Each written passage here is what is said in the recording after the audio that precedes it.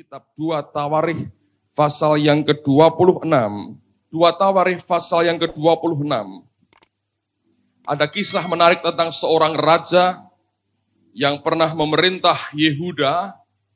Dan mari kita lihat akan beberapa hukum rohani yang sangat penting sekali buat kehidupan kita. 2 Tawarikh pasal yang ke-26. Kita lihat mulai ayat yang pertama dari 2 Tawarikh pasal yang ke-26. Firman Tuhan berkata begini. Segenap bangsa Yehuda mengambil Uzia yang masih berumur 16 tahun dan menobatkan dia menjadi raja menggantikan ayahnya Amasya. Ia memperkuat Elot dan mengembalikannya kepada Yehuda sesudah raja mendapat perhentian bersama-sama dengan nenek moyangnya. Uzia berumur 16 tahun pada waktu ia menjadi raja dan 52 tahun lamanya ia memerintah di Yerusalem. Nama ibunya ialah Yekolia dari Yerusalem.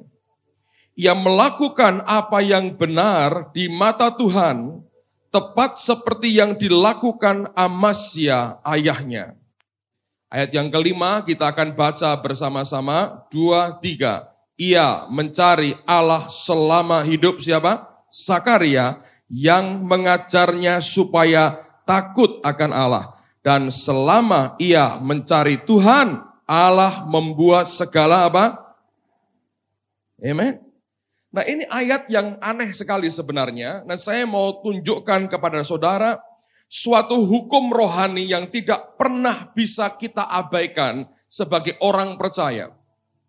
Berkali-kali saya mengajarkan kepada saudara bahwa sebagai anak Tuhan, sebagai orang Kristen, hidup kita ini bukan oleh karena usaha kita, tapi oleh karena kasih karunia Allah. Nah sekarang mari kita lihat akan contoh ini. Ini hukum yang paling gamblang dalam perjanjian lama pun sudah dinyatakan. Nah seorang raja, urusan sehari-harinya itu bukan urusan ibadah sebenarnya.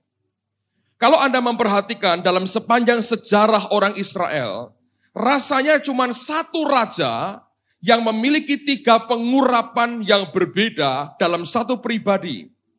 Perjanjian lama membedakan 3 macam urapan. Yang pertama urapan seorang raja, yang kedua urapan seorang nabi, yang ketiga urapan seorang imam. Nah apa perbedaannya? Perbedaannya jelas sekali. Raja diurapi supaya dia bisa memerintah akan rakyatnya. Dia mengatur kehidupan sehari-hari. Dia mengatur akan kehidupan kenegaraan. Dia mengatur kehidupan masyarakat yang dia pimpin.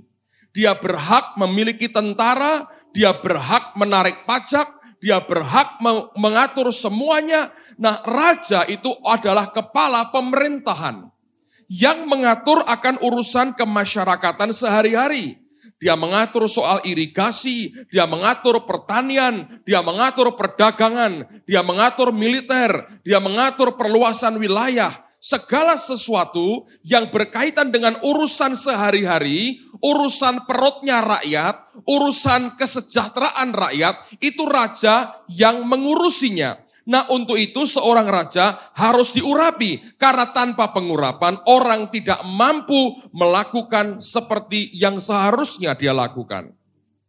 Nah bagaimana dengan seorang nabi? Seorang nabi diurapi Tuhan sebagai orang yang menyuarakan suara Allah. Dia mendengar suara Tuhan dan dia menyuarakan suara Tuhan. Dia menyuarakan akan pesan Tuhan. Dia menggemakan akan suara Allah kepada umatnya. Itu nabi. Nah untuk itulah dia harus diurapi. Karena tanpa pengurapan, maka yang diucapkan bukan yang dari Allah, tapi yang dari manusia. Dan itu berbahaya sekali, saudara. Nah, bedanya apa dengan raja? Nabi tidak mengurus urusan sehari-hari. Dia tidak mengatur pertanian, tidak mengatur irigasi, tidak menarik pajak, tidak mengatur tentara. Nabi tugasnya menyampaikan pesan Tuhan. Nah, urapan ketiga itu urapan seorang imam. Nah apa itu bedanya? Imam itu mewakili akan umat menghadap kepada Allah. Merekalah orang-orang yang bertugas menjalankan ritual ibadah di dalam bait Allah. Merekalah orang-orang yang diberi hak untuk hidup dari perpuluhan. Merekalah orang-orang yang mewakili akan umat pada waktu itu untuk mereka berdoa, menaikkan doa apapun juga di hadapan Allahnya. Nabi mewakili Tuhan berbicara kepada rakyat, imam mewakili rakyat berbicara menghadap kepada Tuhan, raja mewakili Tuhan sebenarnya mengatur kehidupan rakyat sehari-hari. Tapi kalau Anda perhatikan ayat yang kelima tadi, coba kita akan lihat sekali lagi, ada hal yang aneh di sini. Alkitab berkata, ia, yaitu Raja Uzia, mencari Allah selama hidup Zakaria yang mengajarnya supaya takut akan Allah.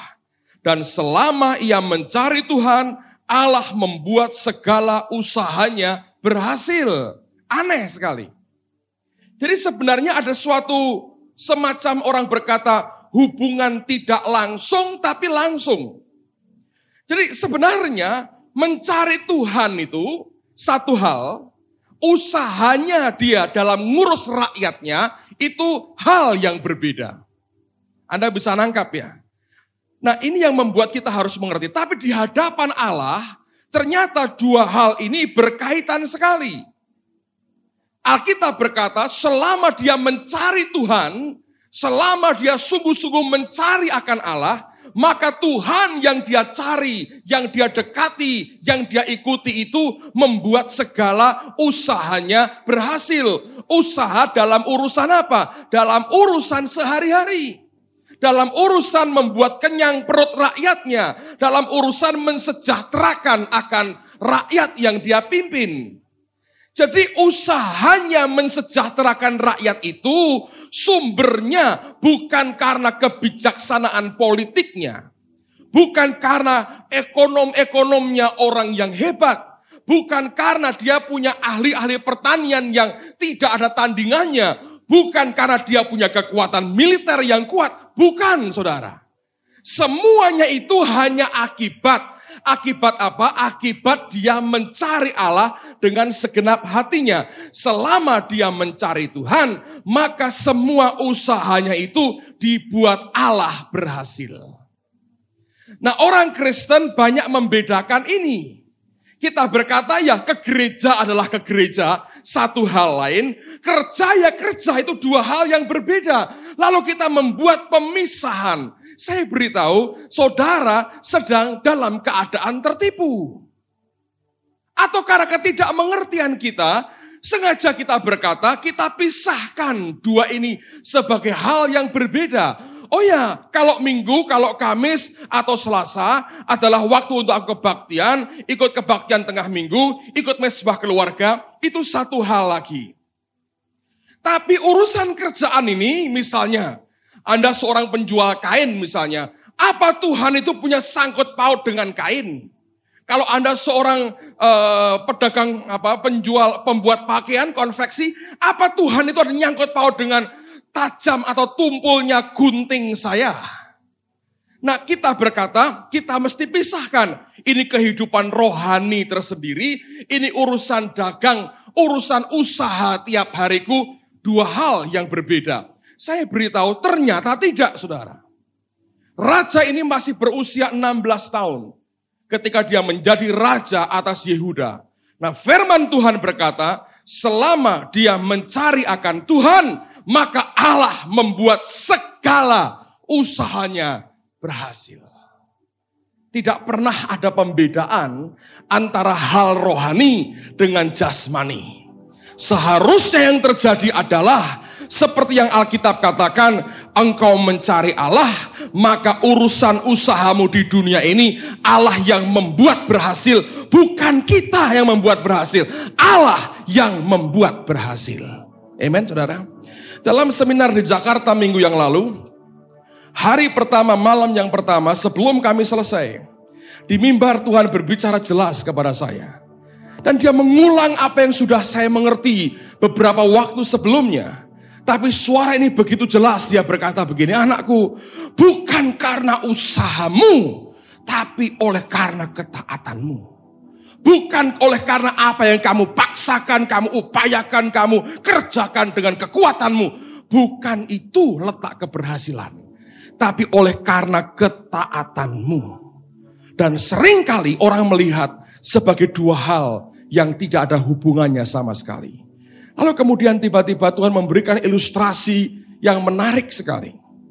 Dengerin baik-baik saudara. Saya mau coba gambarkan dengan ini. Coba Anda perhatikan ya. Lihat akan tembok ini. Kalau saya matikan lampunya, lihat tembok ini nggak ada apa-apanya, saudara. Tidak satu huruf pun tertulis di tembok ini. Kalau saya mau mengajar Anda menyanyi lagu baru misalnya, bagaimana membuat Anda bisa tahu akan kata-katanya? Seharusnya ditulis supaya gamblang, tulis di sini. Tapi untuk bisa menciptakan tulisan di sini, saya tidak perlu nulis di tembok ini. Di mana saya mesti nulis, saudara? Di tempat yang berjarak 3 meter dari tembok itu. Apa itu? Overhead projector. Kalau saya tulis di sini, kelihatan nggak tangan saya, saudara? Itu terproyeksi pada tembok itu. Ngerti gambarannya, saudara? Kalau saya berbuat agak blow on, saya akan tulis di tembok itu.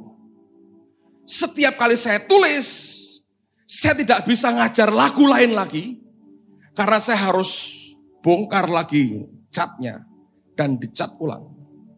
Gambaran yang sama dengan televisi Anda.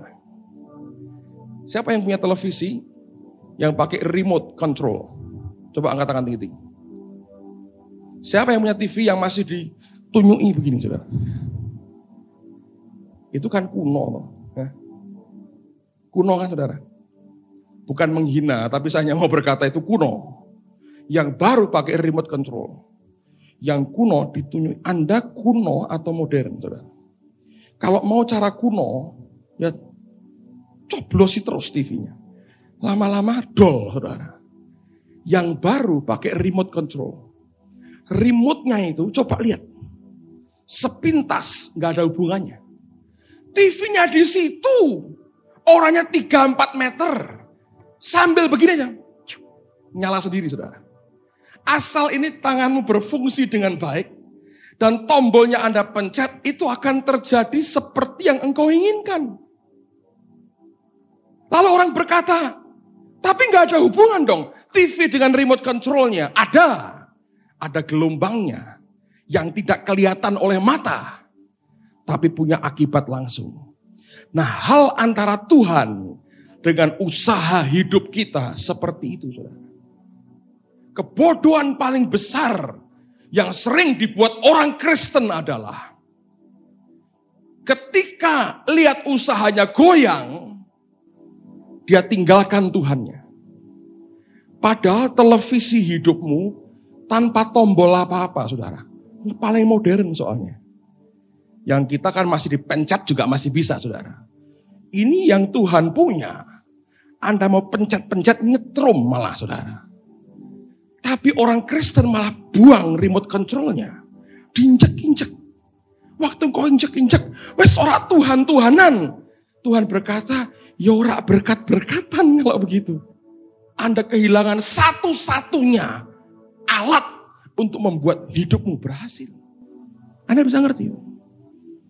Bodoh sekali. Kita buang remote controlnya. Hanya karena kita berkata, itu kok nggak nyala itu TV-nya. Lah memang belum siaran kok, saudara. Lah kalau belum siaran, krisis moneter dikurangi jam siarannya. Lampu Anda pencet kayak apa? Kalau belum siaran, ya belum siaran. Jangan dibuang remote controlnya. Saudara bisa nangkep ilustrasi ini. Raja Uzia, Tuhan berkata, selama dia mencari Allah, maka Tuhan membuat semua usahanya berhasil. Simple tak hukumnya. Nah, tapi raja ini tidak sendirian, saudara. Coba baca lagi ya pada ayat yang kelima. Alkitab berkata begini. Ia mencari Allah selama hidup Sakaria. Ini faktanya. Selama Sakaria hidup dia cari Allah. Rupanya waktu Sakaria mati dia berhenti cari Allah. Nah, siapa Sakaria ini? Kalimat berikutnya berkata, yang mengajarnya supaya takut akan Allah. Dalam terjemahan yang lain dikatakan, who had understanding in the visions of God. Yang memiliki pengertian akan penglihatan-penglihatan yang dari Allah. Atau terjemahan lain berkata, yang telah menginstruksikan kepadanya atau mengajari Uzia hal-hal akan Tuhan. Jadi ada seorang imam yang rupanya mendampingi raja ini, yang terus mengajari dia akan hal-hal yang dari Tuhan. Nah, selama imam ini mendampingi dia, mengajar dia akan hal-hal Tuhan, dia terus mencari Allah. Tapi rupanya orang ini tidak bisa mandiri, saudara. Yang ngajari mati juga imannya. Tapi saya mau katakan sesuatu yang penting di sini. Jadi siapa dong yang lebih berperan? Sakaria atau Uzia sebetulnya?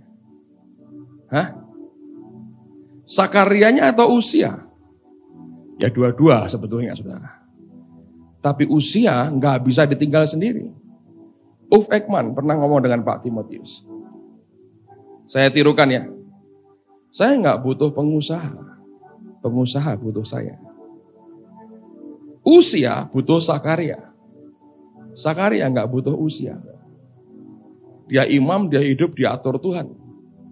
Tapi raja ini butuh orang yang kenal akan Tuhan. Kalau saudara kenal Tuhan, siapa Sakaria dalam hidupmu? Bukan pendeta, Roh Kudus, saudara. Amen. Selama itu tinggal menguasai hidupmu. Selama Roh Allah itu kau izinkan terus mengajari kita hal-hal tentang Tuhan. Yang punya pengertian, understanding akan penglihatan visi-visi Allah dalam hidupnya. Lalu mengajar dia akan takut akan Allah.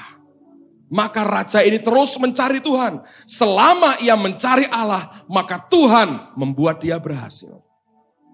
Contoh berikutnya, lihat pada pasal yang ke-20 dari 2 Tawarikh yang sama. Di rumah Anda baca mulai ayat yang pertama. Tapi oleh karena waktu, tidak mungkin kita bacakan dari ayat yang pertama. Lihat mulai ayat yang ke-11. Kisahnya ketika Yosafat dikepung oleh musuh-musuhnya, akan diserang, dan kemudian dia menaikkan doa ini di hadapan Tuhan. Bagus sekali, kita lihat ayat pertama lah, supaya Anda bisa tahu akan konteksnya. Tidak perlu dibaca seluruhnya, tapi saya mau ajak kita melihat akan beberapa ayat pembuka saja. Setelah itu Bani Moab dan Bani Amon datang berperang melawan Yosafat bersama-sama sepasukan orang Meunim. Datanglah orang memberitahukan Yosafat suatu laskar yang besar datang dari seberang laut Asin.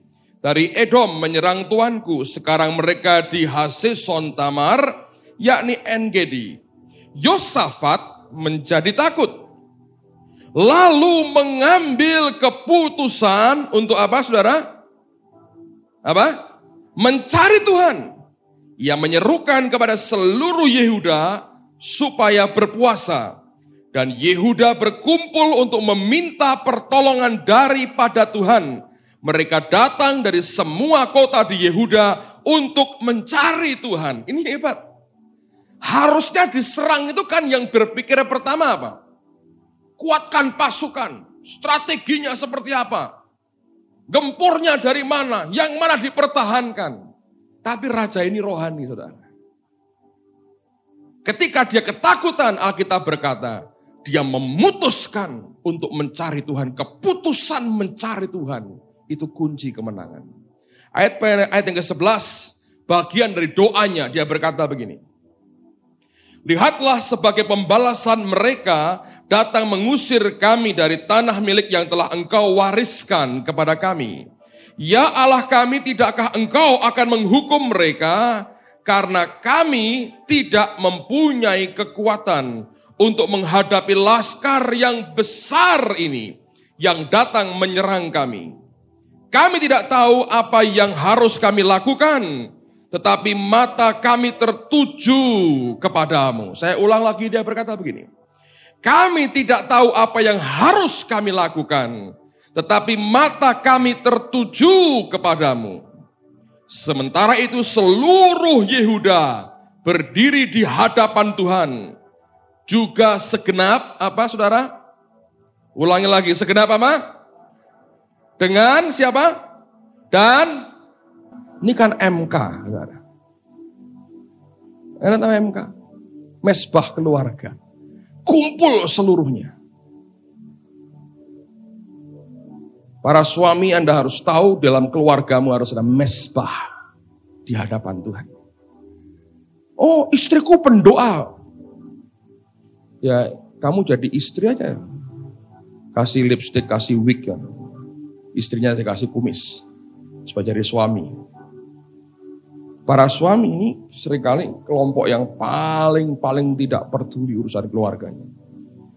Saya pikir kalau bisa memberi duit 2 juta sebulan, segala-galanya sudah dari pahlawan reformasi keluarga. Nggak cukup, saudara. Kalau engkau tidak cari Tuhan, habis. Masa depanmu tidak ada sama sekali. Oke? Ayat 14. Lalu Yahasiel bin Sakaria bin Benaya bin Matanya, seorang Lewi dari Bani Asaf, dihinggapi roh Tuhan di tengah-tengah jemaah. Dan berseru, camkanlah hai seluruh Yehuda dan penduduk Yerusalem dan tuanku Raja Yosafat. Beginilah firman Tuhan kepadamu. Janganlah kamu takut dan terkejut karena laskar yang besar ini. Sebab bukan kamu yang akan berperang, melainkan siapa? Allah. Nah, orang dalam ketakutan dia memutuskan mencari Tuhan. Ketika dia cari Allah, kalau Anda baca seterusnya, Allah yang berperang ganti mereka. Kemarin Pak Ardian cerita, dia dengarkan kesaksiannya pendeta Uf Ekman. Kami diberi kaset, saya belum dengerin. Pak Ardian dengar, tidak tahu bagian keberapa kasetnya. Pendeta Uf Ekman cerita, dia lagi makan di restoran katanya. Dia ada 2 orang anak muda, mungkin gangster, orang nakal, saudara. Mereka masuk ke restoran itu ngerokok. Padahal kan dilarang merokok di tempat itu. Terus makannya nggak beres atau gimana. Lalu kemudian didatangi, saudara. Karena perlu belajar kayak orang ini ya. Tapi kalau dalam roh kalau tidak, bonyok, saudara. Datangin, lagi ngerokok, dicabut rokoknya, dimatikan. Bayangin ini bajingan, saudara, lagi ngerokok, dicabut rokoknya, dimatikan. Ngamuk kan? Kamu nggak ngerti ya, aku ini siapa? Katanya. Dijawab pakai apa? Bahasa roh. Makin ngamuk, makin bahasa rohnya makin keras. Kesaksiannya 2 orang ini pukul-pukulan sendiri, saudara. Mau coba nanti pulang cari orang rokok. Tapi Tuhan bisa kan berperang ganti kita. Cerita Yosafat tuh begitu. Mereka berantem sendiri, bunuh-bunuhan sendiri. Kuncinya di mana? Orang cari Tuhan, saudara. Saudara bisa ngerti. Sekali lagi saya mau beritahu. Jangan dipisahkan. Sekali engkau memisahkan, engkau kehilangan kunci yang besar manfaatnya. Bahkan satu-satunya pengharapan dalam hidupmu. Nah, banyak orang Kristen, gereja satu segi, dengan wajah, dengan disetel modelnya, inilah gereja, kehidupanku dengan Tuhan. Ketika kau kembali ke dunia, engkau hidup sepertinya nggak ada hubungan dengan yang kau buat setiap kali engkau menyembah Tuhanmu. Salah. Apa yang di dunia ini hanya refleksi dari kenyataan hidupmu dengan Tuhan. Semakin kita mencari Allah, dan itu kita akan makin lakukan oleh karena kita makin kenal siapa Dia. Sakaria ini punya understanding, pengertian akan hal-hal tentang Tuhan. semakin itu diajarkan, semakin membuat orang itu haus dan lapar akan Tuhan, semakin orang itu mencari akan Allah. Nah, semakin dia mencari Tuhan, Allah membuat semua usahanya berhasil. Semakin kita sibuk dengan Dia, bukan pelayanan, saudara, bukan kegiatan, tapi sibuk dengan Dia. Tidak selalu identik dengan kegiatan, tapi rohmu mencari Dia, engkau mengingini Dia, engkau jatuh cinta dengan Dia, engkau rindu dengan Dia. Tuhan nanti akan ngurus semua usahamu. Tapi hari ini orang Kristen hanya menyembah Allah hanya untuk berkat-Nya sebetulnya. Lalu kemudian dia akan kerja keras, dia akan coba lagi, dia utang sana utang sini, dia minta duit sana duit sini untuk membuat usahanya berhasil. Saya jamin kalau engkau anak Tuhan murni tidak akan berhasil. Saya jamin. Sebab Tuhan mau kita semua hidup dalam kasih karunia, bukan karena usaha dan kerja keras kita. Dua hal ini, satu kesatuan yang tidak mungkin dipisahkan. Hubunganmu dengan Tuhan tidak beres, nanti semua yang di dunia ini kacau balau. Hubunganmu dengan Tuhan tidak beres, hubungan suami istrimu berantakan semua. Hubungan dengan Tuhan tidak beres, semua kerjaan kacau semua. Dan tidak usah membela diri kalau semua terjadi. Yang dibutuhkan cuma kejujuran untuk bertobat dan balik kepada Dia. Anda bisa mengerti itu. Sekarang balik lagi kepada 2 Tawarikh. Pasal yang ke-26. Lompat ayat yang ke-16. 2 Tawarikh pasal 26 ayat 16. Ini yang terjadi, rupanya ini terjadi setelah Sakaria mati, saudara. Ayat yang ke-16, Alkitab berkata begini. Setelah ia, yaitu Raja Uzia menjadi kuat, ia menjadi tinggi hati, sehingga ia melakukan hal yang merusak. Nah, saya mau beritahu saudara, kesombongan itu adalah embrio daripada tindakan merusak yang bisa kita buat. Raja ini Alkitab berkata, setelah ia menjadi kuat, ia menjadi tinggi hati, sehingga ia melakukan hal yang merusak. Ia berubah setia kepada Tuhan Allahnya, dan memasuki bait Tuhan untuk membakar ukupan di atas mezbah pembakaran ukupan. Tetapi Imam Asaria mengikutinya dari belakang bersama-sama 80 imam Tuhan, orang-orang yang tegas. Mereka berdiri di depan Raja Uzia dan berkata kepadanya, Uzia, engkau tidak berhak membakar ukupan kepada Tuhan. Hanyalah imam-imam keturunan Harun yang telah dikuduskan yang berhak membakar ukupan. Keluarlah dari tempat kudus ini, karena engkau telah berubah setia. Engkau tidak akan memperoleh kehormatan dari Tuhan Allah karena hal ini. Tetapi Uzia dengan bokor ukupan di tangannya untuk dibakar menjadi marah. Sementara amarahnya meluap terhadap para imam, timbullah penyakit kusta pada dahinya di hadapan para imam di rumah Tuhan, dekat mezbah pembakaran ukupan. Imam kepala Asaria dan semua imam lainnya memandang kepadanya, dan sesungguhnya ia sakit kusta pada dahinya. Cepat-cepat mereka mengusirnya dari sana, dan ia sendiri tergesa-gesa keluar, karena Tuhan telah menimpakan tulah kepadanya. Raja Uzia sakit kusta sampai kepada hari matinya, dan sebagai orang yang sakit kusta, ia tinggal dalam sebuah rumah pengasingan, karena ia dikucilkan dari rumah Tuhan. Dan Yotam anaknya mengepalai istana raja dan menjalankan pemerintahan atas rakyat negeri itu. Selebihnya dari riwayat Uzia dari awal sampai akhir ditulis oleh Nabi Yesaya bin Amos. Kemudian Uzia mendapat perhentian bersama-sama dengan nenek moyangnya, dan ia dikuburkan di samping nenek moyangnya di ladang dekat pekuburan raja-raja, karena ia berpenyakit kusta, kata orang.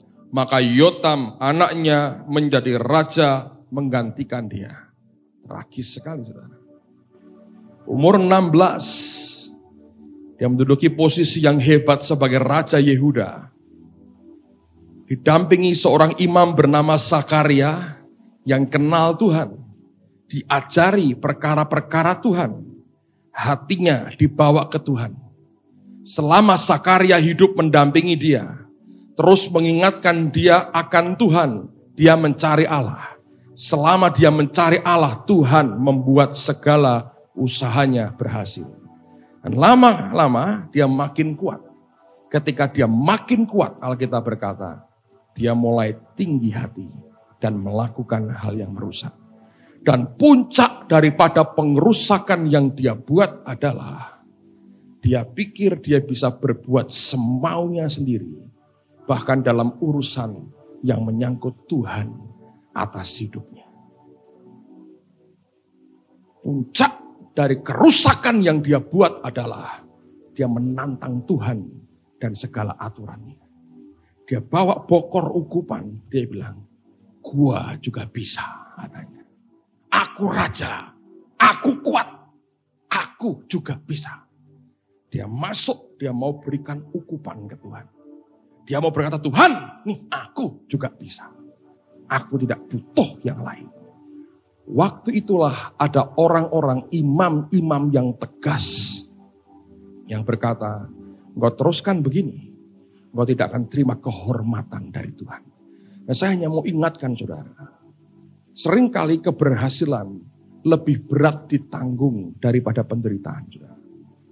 Orang hidup dalam kekurangan. Biasanya terus tidak berani macam-macam. Ngomong pun hati-hati. Ya saudara ya. Orang hidup dalam penderitaan, rasa rendah dirinya keluar. Tidak berani macam-macam. Mungkin kalau sudah meledak, dia meledaknya kriminal. Saya nggak tahu. Tapi biasanya dalam lingkungan anak-anak Tuhan, kalau orang itu merasa ada yang kurang dari hidupnya, lain. Saya sering kali berkata, orang punya uang dengan tidak punya uang, cara tertawanya saja berbeda, saudara. Yang satu bisa lepas seperti di alam hampa udara, yang satu kayak dibebani gigi emas 30 kilo di bawahnya, senyum aja susahnya luar biasa.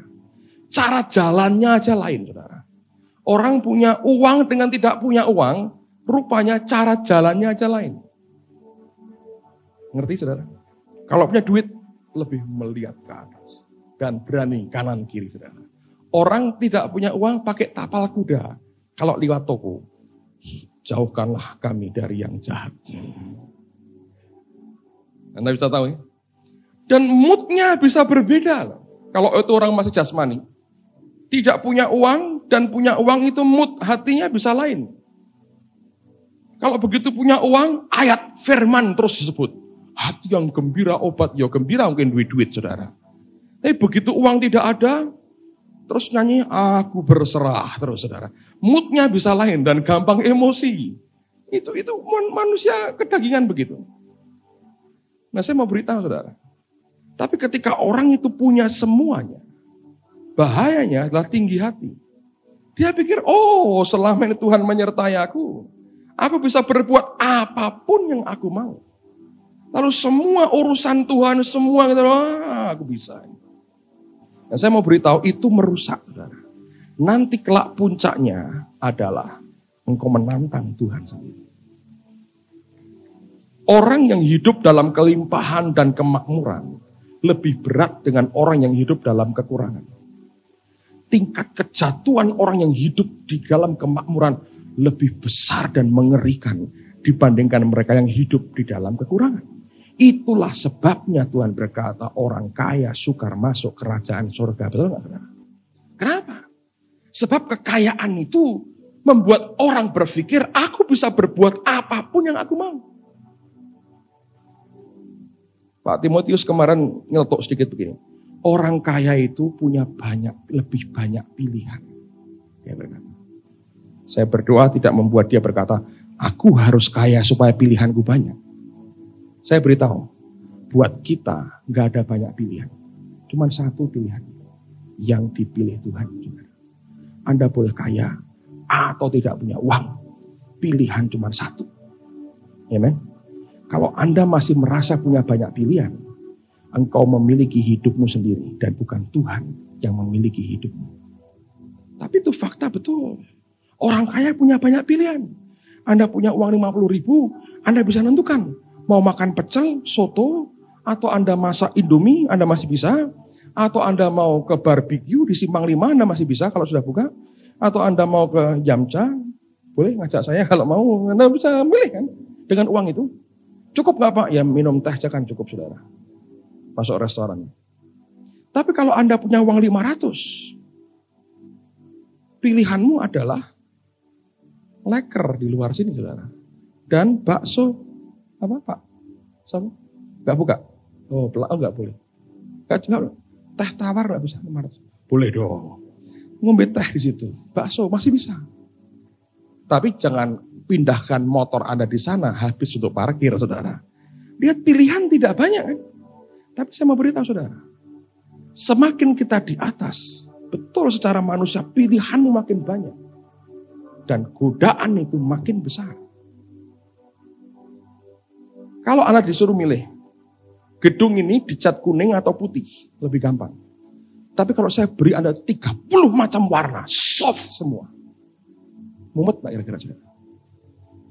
Mana lebih gampang, pilihan sedikit atau banyak? Sama gampangnya sebetulnya. Asal tahu sebetulnya buat kita cuma satu pilihan, yaitu pilihannya Tuhan. Selama kita hidup cari Tuhan, selama kita cari Dia, semua yang kita kerjakan dibuat berhasil oleh Allah kita. Anda bisa mengerti? Kalau itu saja dipegang, semua perasaan tinggi hati, semua perasaan kita mampu, kita sanggup, itu akan rontok semua. Kenapa? Karena kita tahu semua sumbernya dari Dia. Bukan karena usahaku. Bukan karena usaha kita. Saya beri beberapa contoh ya, supaya lebih clear, lebih gampang buat saudara. Saya belajar begini. Itu betul, semua itu karena ketaatan saja saudara. Dan ketaatan pada satu sisi yang kelihatannya gak ada hubungan dengan kebutuhanmu, ternyata itu berhubungan sekali. Ketika Tuhan suruh kami buat seminar di Jakarta, saya coba tawar. Karena terus terang saya pernah berkata, saya tidak mau orang berkata, ini Petrus Agung sekarang cari duit di Jakarta dengan buat seminar. Nah, saya gak mau itu saudara.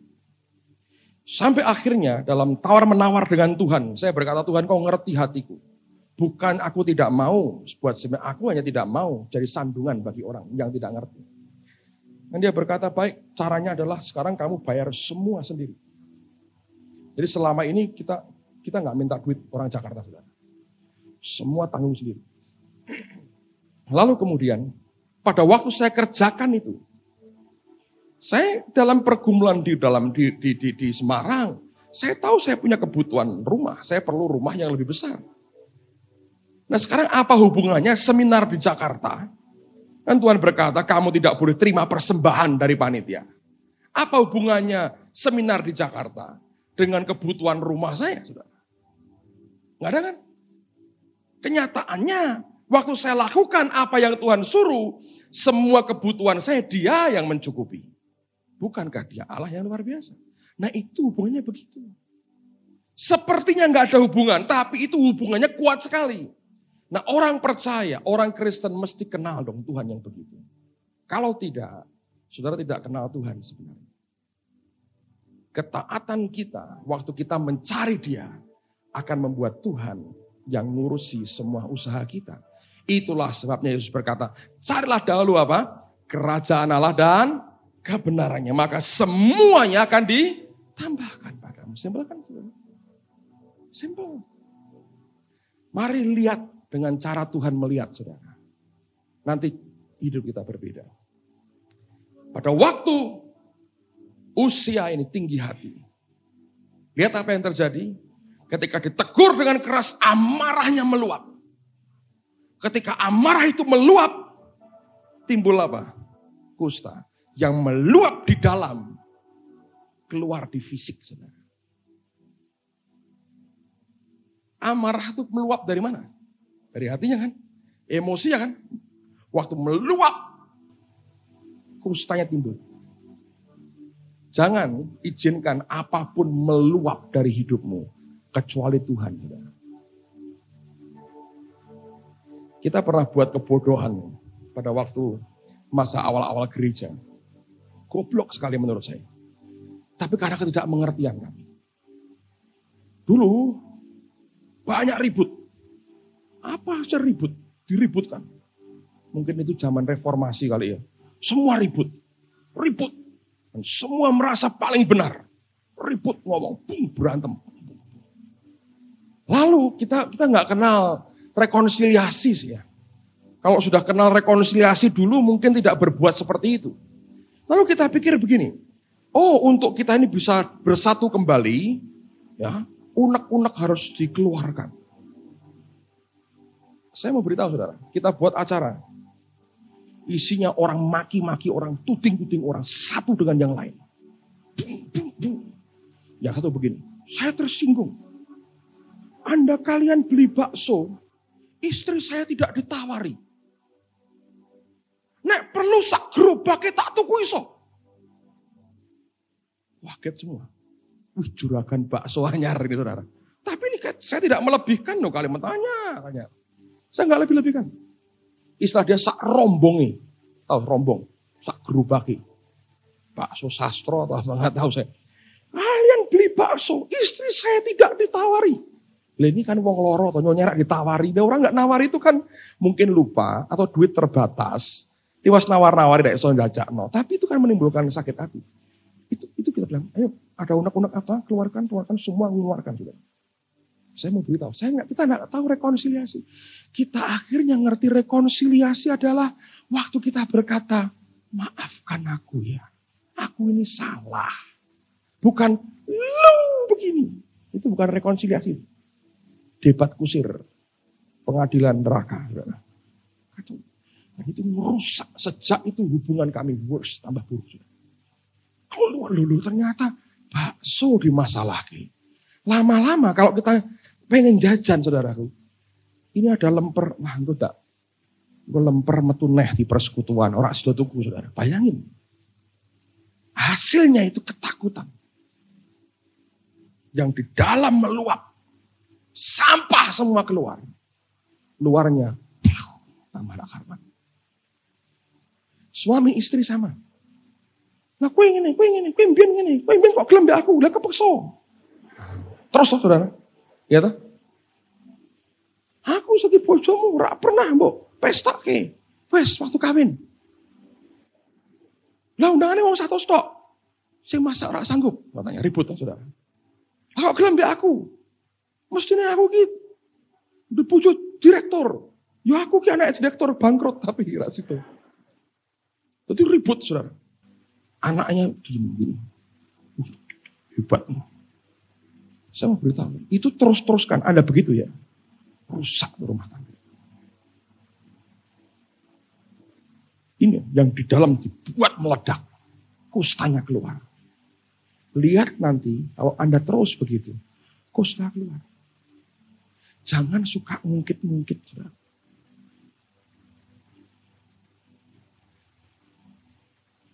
Hubungan kerja, hubungan teman. Jangan. Kalau Anda punya kepahitan dengan seseorang, jangan bilang, aku pahit sama kamu. Pokoknya pahit. Pahit. Kerucuk gulo, saudara. Gak bisa nolong juga. Nah terus pasti gimana Pak? Orang pahit bertobat. Lalu berkata, ampuni aku ya. Aku pahit. Tapi aku sudah minta ampun kok sama Tuhan. Aku sing salah. Nah Anda datang, itu boleh. Datang ngakui salahmu. Itu yang benar saudara. Supaya ini loh, amarah dalam enggak. Yang keluar itu kayak begituan semua. Konyol, sampah semua keluar. Nah, kalau Anda tidak mengerti itu, rusak. Karena luapan di dalam, itu ngancurkan di fisik kita. Ngerti saudara? hubungan yang seperti ini dengan Tuhan yang harus dimengerti oleh gereja. Family, ini caranya. Kalau tidak, repot. Anda mau tahu seperti apa orang yang meluapkan di dalam? Tuh demo-demo tuh, turunkan harga. Harga harus digantung. Teriak-teriak begitu loh, kayak gitu. Mau ikut begitu, saudara? Dalam rumah tanggamu. Papa, turunkan papa. Gantung papa. Anak-anakmu baris begitu, mbak. Itu kan luapan hatinya. Papaku kurang tanggung jawab. Ganti. Bingung mamanya kan. Kok ganti papa ini? Semuanya ngapain kok.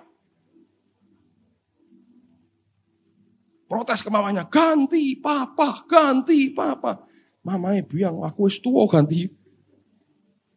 Ayo, itu kan luapan kayak begitu kan, saudara? Itu nggak menyelesaikan. Percayalah, tidak menyelesaikan apa-apa. Yang meledak di sini keluarnya kusta. Ini raja ini. Oleh karena itu Anda harus kenal siapa dia.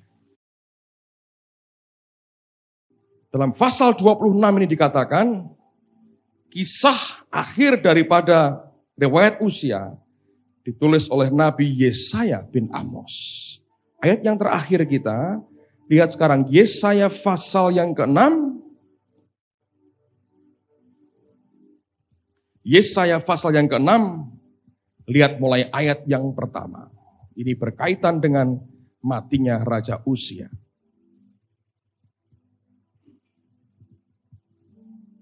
Yesaya pasal 6, ayat yang pertama.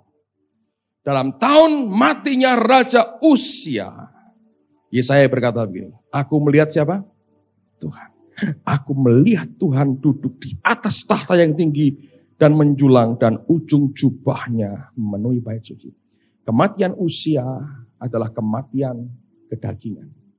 Kematian Uzia adalah kematian keangkuhan. Waktu yang daging dan keangkuhan itu mati, Nabi ini melihat Tuhan. Keangkuhan itu menghalangi mata kita untuk bisa melihat Tuhan. Keangkuhannya mati. Yesaya berkata, aku melihat Tuhan. Teruskan lagi. Apa yang terjadi, saudara? Para serafim berdiri di sebelah atasnya, masing-masing mempunyai 6 sayap. 2 sayap dipakai untuk menutupi muka mereka, dan 2 sayap dipakai untuk menutupi kaki mereka, dan 2 sayap dipakai untuk melayang-layang. Dan mereka berseru seorang kepada seorang, katanya, Kudus, kudus, kuduslah Tuhan semesta alam. Seluruh bumi penuh kemuliaannya, maka bergoyanglah alas ambang pintu disebabkan suara orang yang berseru itu. Dan rumah itu pun penuhlah dengan asap. Lalu kataku, celakalah aku binasa. Sebab aku ini seorang yang najis bibir, dan aku tinggal di tengah-tengah bangsa yang najis bibir. Namun mataku telah melihat Sang Raja, yakni Tuhan semesta alam. Tetapi seorang daripada serafim itu terbang mendapatkan aku. Di tangannya ada bara yang diambilnya dengan sepit dari atas mezbah. Ia menyentuhkannya kepada mulutku serta berkata, lihat, ini telah menyentuh bibirmu, maka kesalahanmu telah dihapus dan dosamu telah diampuni. Lalu aku mendengar suara Tuhan berkata, siapakah yang akan kuutus dan siapakah yang mau pergi untuk aku? Maka sautku, ini aku, utuslah aku. Dengar baik-baik, saudara. Saya pernah berkata beberapa minggu yang lalu, Leonard Ravenhill berkata begini, penglihatan pertama yang perlu bagi kita adalah penglihatan akan Tuhan kita. Kalau mata saudara bisa mulai memandang dia, tiba-tiba engkau bisa memandang akan dirimu sendiri. Yesaya melihat Allah, lalu dia melihat akan dirinya yang sudah diterangi Tuhan. Dan dia berteriak, celaka, aku najis bibir. Ketika dia bisa berteriak, celaka, aku najis. Dan dikuduskan kemudian oleh Allahnya. Dia baru bisa melihat kebutuhan orang lain. Sehingga waktu Allah berkata, siapa yang akan aku utus? Dia lihat kebutuhan orang lain dan dia berkata, ini aku Tuhan, utuslah aku. Pengutusan Yesaya itu, pengutusan orang yang sudah melihat Tuhan. Dan orang yang sudah bisa melihat kenajisannya sendiri. Ketika dia bisa melihat kenajisannya, dia bisa melihat kenajisan orang lain. Anda tidak akan datang sebagai orang yang pahit. Anda datang sebagai nabi. Anda bongkar dosa. Bawa orang bertobat. Itu karena pertama engkau melihat dia. Dan engkau melihat kenajisanmu. Allah membuka matamu, lihat kebutuhan yang lain. Engkau diutus Tuhan untuk bangsa-bangsa. Amen, saudara. Sekali lagi, cari Tuhan. Selama engkau mencari dia, Allah akan membuat segala usahamu berhasil. Dan nama Tuhan dimuliakan dalam hidup kita. Amin. Tutup Alkitab saudara.